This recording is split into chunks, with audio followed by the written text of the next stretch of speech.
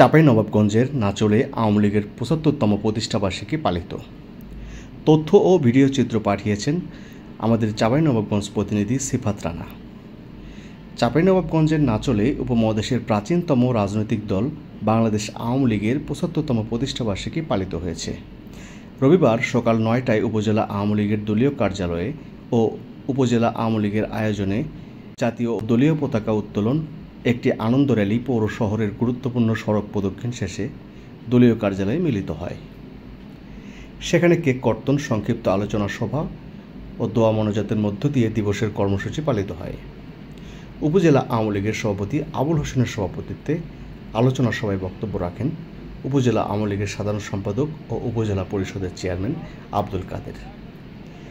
এ সময় উপজেলা, ইউনিয়ন ও ওয়ার্ড পর্যায়ের ও বিভিন্ন অঙ্গ সহযোগী সংগঠনের নেতা ও কর্মীগণ উপস্থিত ছিলেন।